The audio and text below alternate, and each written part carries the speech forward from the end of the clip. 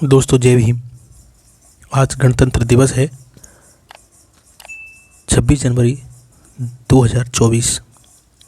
सभी देशवासियों को, सभी दर्शकों को जो हमारे वीडियो देख रहे हैं उन सभी को गणतंत्र दिवस की हार्दिक शुभकामनाएं। दोस्तों, संविधान आज ही के दिन लागू हुआ था और संविधान चाहे किसी भी देश का हो, उसे इस देश को, इस देश की, उस देश की, जिस देश का है उसी देश की भूमि का प्रधान माना जाता है। अन्य जितने भी अथवा प्रकार के कानून, चाहे सिविल हों, क्रिमिनल हों, अथवा उनका प्रावधान संविधान के साथ सुसंगत होना आवश्यक होता है। दोस्तों, भारतवर्ष में स्वतंत्रता होने के पूर्व ही भारतवर्ष, जब भारत आज़ाद हुआ था उसके 2 वर्ष पहले ही 2 सितंबर 1946 को अंतरिम सरकार का गठन हुआ, जिसके प्रधानमंत्री जवाहरलाल नेहरू जी बने। यानी स्वतंत्र भारत की सरकार बन चुकी थी और उसके पहले प्रधानमंत्री थे जवाहरलाल नेहरू।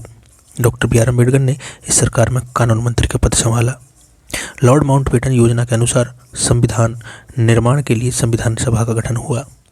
200 संविधान बनाने के लिए जो समिति का गठन हुआ, संविधान सभा के सदस्यों का चुनाव प्रादेशिक विधानसभाओं द्वारा हुआ। उसमें प्रिंसली स्टेट्स के मनोनीत सदस्य भी शामिल किए गए थे।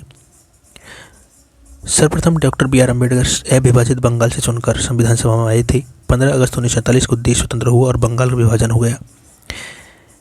यह एक सोची समझी साजिश थी कांग्रेस की। इस वजह से डॉक्टर बी आर अम्बेडकर का निर्वाचन क्षेत्र पूर्वी पाकिस्तान में चला गया। इसलिए बाबा साहब डॉक्टर बी आर अम्बेडकर की सदस्यता समाप्त हो गई। फिर उनको बम्बई प्रादेशिक विधानसभा से चुना गया। देश की सेवा करने का उन्हें यह स्वर्णिम अवसर मिला। 29 अगस्त 1947 को संविधान सभा ने संविधान मसौदा समिति का गठन किया, जिसका अध्यक्ष डॉक्टर बी आर अम्बेडकर को चुना गया। मसौदा समिति ने मसौदा तैयार किया और संविधान सभा में एक धारा का पर चर्चा करने के लिए 21 फरवरी 1948 को संविधान सभा के अध्यक्ष डॉक्टर राजेंद्र प्रसाद को सौंप दिया। संविधान 2 वर्ष 11 माह में 18 दिनों में मुकम्मल हुआ, बनकर तैयार हो चुका था। संविधान सभा ने विस्तृत चर्चा करके 26 नवंबर 1949 को संविधान को स्वीकृति प्रदान की।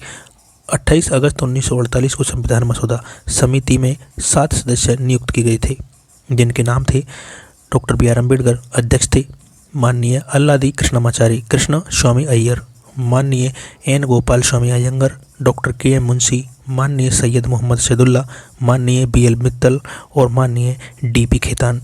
ये 7 सदस्य थे। इस संबंध में संविधान सभा के प्रमुख सदस्य टी टी कृष्णमाचारी जी ने 5 नवंबर 1948 को अपने उद्गार व्यक्त करते हुए कहा, महोदया, मैं सभा के उन सब लोगों में से एक हूं जिन्होंने डॉक्टर अम्बेडकर को बड़े ध्यान से सुना। मैं उनके इस उत्साह तथा उस कार्य की सीमित क्षमता से परिचित हूं जो उन्हें इस संविधान का मसौदा बनाने में करना पड़ा। साथ ही साथ मेरा यह भी विश्वास है कि इस संविधान के मसौदे पर जो हमारे लिए आजकल का इतना महत्व रखता है, जितना ध्यान दिया जाना चाहिए उतना ध्यान मसौदा समिति ने इस पर नहीं दिया। सभा को शायद ये विदित है कि जो 7 सदस्य थे नियुक्त किए गए थे, उनमें से एक ने सभा से त्यागपत्र दे दिया था और उसके स्थान पर अन्य सदस्य को रखा गया था। एक का देहांत हो गया, किंतु उसकी जगह कोई भी व्यक्ति नहीं आया। एक अमेरिका में था और उसकी जगह पर किसी अन्य व्यक्ति को भी नहीं रखा गया और एक सदस्य का राजकार्य में लगा हुआ था। इतने रिक्त स्थान थे, 1 या 2 व्यक्ति दिल्ली से दूर थे और संभवतः अस्वस्थ होने के कारण भी उपस्थित न हो सके। अंत में यह हुआ कि संविधान का मसौदा बनाने का काम डॉक्टर अम्बेडकर के कंधों पर अकेले आ पड़ा और निसंदेह हम उनके प्रति कृतज्ञ हैं कि इतने प्रशंसनीय ढंग से उन्होंने इस कार्य को पूरा किया। दोस्तों, बाबा साहब ने संपूर्ण ईमानदारी से, पूरे तन मन धन से इस संविधान का निर्माण किया और भारत को सौंपा और यहाँ के शोषित, पीड़ित, दलित, ऊंच नीच वर्ग के सभी लोगों को अधिकार, समान रूप से अधिकार दिए। दोस्तों, ये था संविधान बनाने का जो पूरी प्रक्रिया थी। वो उसमें 7 सदस्य थे, उनमें से केवल बाबा साहब के ऊपर अपने कंधों पर आ पड़ा था संविधान बनाने का जो जिम्मा था। जो लोग कहते हैं कि डॉक्टर अम्बेडकर ने थोड़े ही संविधान लिखा था, सदस्य भी और भी थे सदस्य, उन्होंने लिखा था। तो दोस्तों, आपको इस वीडियो में सब कुछ जवाब मिल गया होगा। धन्यवाद। जय भीम, नमो बुद्धाय। फिर से एक बार आप सभी को गणतंत्र दिवस की हार्दिक शुभकामनाएं।